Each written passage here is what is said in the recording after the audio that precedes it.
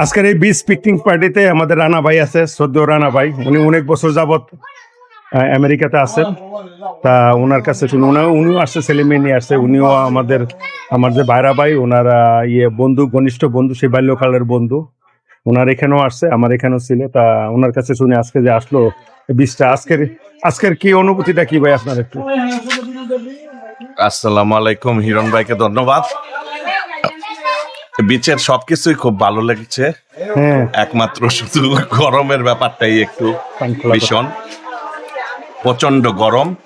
আমরা যদিও আসছি 2টা-3টার দিকে, যদি 5টা বা 4টার পর আসতাম আর একটু আস্তে আস্তে এখন গরম কমে আসতেছে। আর এখন উইকেন্ড হিসাবে, সানডে হিসাবে এখানে পার্কিং এবং খুব ক্রাউড, শাটালেরও ব্যবস্থা, খুবই ক্রাউড আছে। আর ফ্যামিলি নিয়ে, হিরণ ভাইয়ের ফ্যামিলি, আমার ছোটবেলার বন্ধু, এক স্কুল ফ্রেন্ড পাশা, ও অনেকদিন যাবৎ আসবে করতেছে, 2 বছর যাবৎ। আমি ওর সাথে স্কেজুল মিলাইতে পারতেছিলাম না, তারপরে ফাইনালি ও আসলো। ও বাংলাদেশ থেকে মিশিগান হইয়া, তারপরে ওহায়োতে ছিল, মিশিগানে ছিল, তারপরে এখন ও এখানে আসছে। তে মোটামুটি ওর উদ্দেশ্যেই নিয়ে আসা। আর হিরণ ভাই হইলো পাশার, হইলো আমার বন্ধু, যে তার ভাইরা। তে হিরণ ভাইয়ের ইয়াতেই আর কি, হিরণ ভাই আবার এটা পুরা অর্গানাইজটা করছে, এই কারণে আর কি আসা। আমি ফ্যামিলি নিয়ে আসছি এখানে, আমার বউ বাচ্চা যারা আছে সব বিচে ঘুরতেছে। এখানে হইলো আমরা লাস্ট মুহূর্তে খাওয়া দাওয়ার শেষে এখন একটু বিশ্রাম নিতেছি। আর পাশা হইলো আমার বন্ধু, ও ওইখানে আছে। ওর ওভারঅল আজকে দিনটা খুব ভালো লাগছে। এবং মোট কথা, আমাদের তো আর এনজয়ের সময় নাই, এখন বাচ্চা কাচ্চারা এনজয়। আচ্ছা, সাউথ ফ্লোরিডাতে তো আপনি অনেকদিন যাবত, প্রায় 30 বছরের উপরে আছে, 32 বছর। সাউথ ফ্লোরিডার সম্বন্ধে আপনার কি ধারণা ভাই? আমার তো জীবনের প্রথম বাংলাদেশ থেকে আসার, এই জায়গায় আসা সাউথ ফ্লোরিডাতে, এই ইয়াতে ডেভিতে ছিলাম, এই জায়গায় ফর্ট ফ্লোরিডাতে। এরপর আমি আর কোনোদিন এই ফ্লোরিডার মধ্যে আর কোনো সিটিতে থাকি না, একটা জায়গায়। এবং এই ঢাকার থেকে এই জায়গায় আসা আমার থেকে তো এর চেয়ে বেস্ট জায়গা কোনো জায়গায় মনে হয় না। আচ্ছা, সাউথ ফ্লোরিডা আপনি যে আসলেন, আপনি কিভাবে আসছিলেন সাউথ ফ্লোরিডা? যদি এটা একটু বিস্তারিত যদি এক্সপ্লেন করতেন তাহলে ভালো হতো। আমি আসছি 1995-এ 20শে আগস্ট। তখন রোড, প্লেন রুটও অন্যরকম ছিল। আমি হিথ্রো হইয়া, আবুধাবি হইয়া, হিথ্রো হইয়া ভার্জিনা আটলান্টিক নামে একটা বিমান আসতো, তখন মায়ামিতে আসা ওই বিমানে আসছি। আর তখনকার সময়, এখন তো নিউ ইয়র্ক যাওয়া যায়, মায়ামির থেকে যাওয়া যায়, তখন শুধু লন্ডন হয়ে আসছিলাম। আর এই থেকে সাউথ ফ্লোরিডা আসার পরে এখন তারপরে ব্যবসা বাণিজ্য কিভাবে আপনার জীবনটা শুরু করলেন সাউথ ফ্লোরিডায়? কারণ এই কথাটা এই জন্য জিজ্ঞাসা করতেছি, যারা নতুন করে আসবে তাদের জন্য হয়তো সহায়ক হবে। যে কারণ অনেকে মনে করে যে আমেরিকা আসার পরে ওভারনাইট সবকিছু হয়ে যায়। সেই ক্ষেত্রে আপনার কি অভিমত, আপনার কি এটা উপদেশ, মানে পরবর্তী প্রজন্মের জন্য? যেই আসুক, হ্যাঁ, ফ্লোরিডাতে বা যেখানে আসুক, প্রথম লাস্টে 4-5 বছর খুব টাফ সময় যায়। আমি যদিও ভাগ্যবান, আমি এসে আমার বোন জামাইরে পাইছি, আমি ওই ব্যাচেলার লাইফটা ফিল করে দেয়। এখন ওই আমার ব্যাপারটা একটু ডিফারেন্ট। আমি এসে ফ্যামিলি, এখানে বোনের বাসায় এসে উঠছি। তে বোনের বাসা মাঝখানে 1 বছর ছিলাম, আমি ইয়াতে ছিলাম, ব্যাচেলার হিসাবে ছিলাম, যেহেতু আমার কাজের রাস্তাটা দূরে।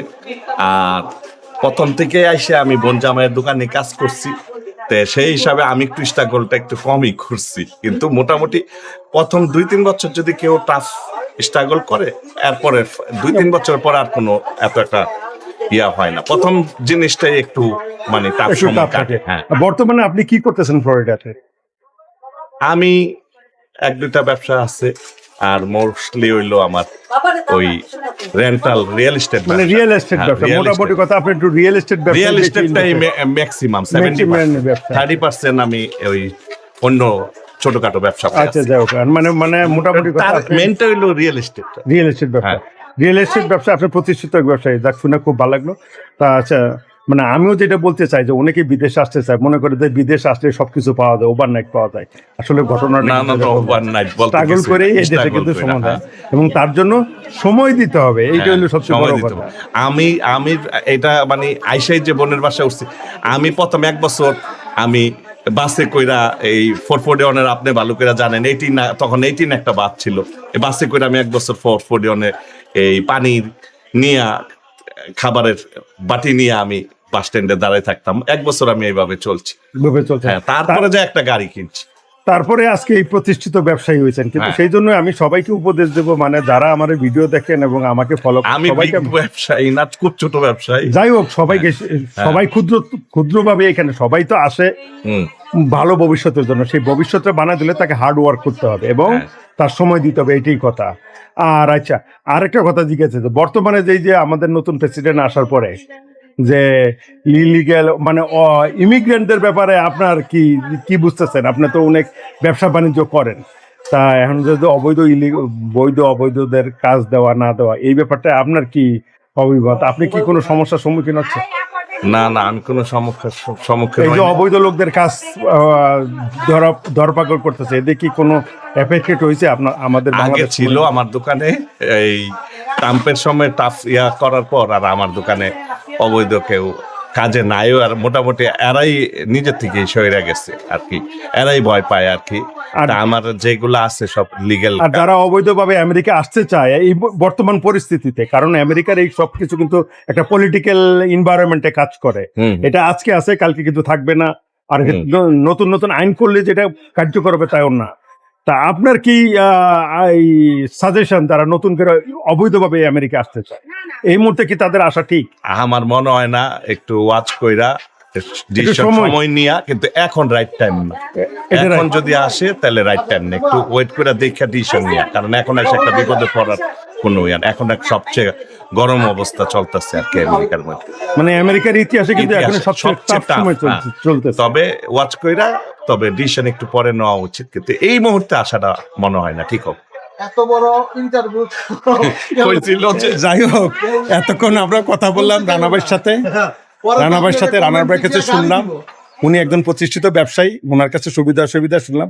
আমিও আমার ভিডিওতে বরাবর সবাইকে বলে আসছি যে ভাই, এই মুহূর্তে আমেরিকা আসার জন্য এটা is not a best time ভাই, কারণ আসেন সবাই, আমরাও এইভাবে আসছি আমেরিকা এসে কিন্তু সোনালী ভবিষ্যৎ বানাইছি। তা আপনারও চাই পরবর্তী প্রজন্ম এখানে আসবে, ভবিষ্যৎ গড়বে, এটাই আমার চাওয়া পাওয়া। কিন্তু তার জন্য সময় আছে। আমরা যারা মানে সিনিয়র আছি, আমরা তো বুঝি, ভালো মন্দ অনেক কিছু বুঝি, এই জন্য অনেক সময় অনেক উপস্থিতি।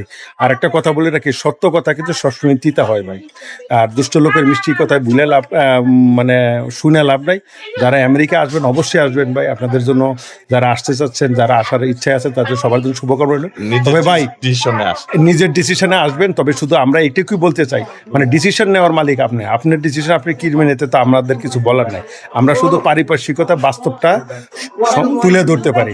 যেই কথাটা আমিও আমার ভিডিওর মাধ্যমে বলি, আজকে রানা ভাইয়ের সাথে দেখা হলো, উনিও অনেক তিলে অনেক আস্তে আস্তে কষ্ট করে পরিশ্রম করে এই পর্যন্ত আসছে, বড় হয়েছে। ওনার কাছ থেকে শুনলাম সেই একই কথা, যে আপনারা আসেন, তবে is not a best time.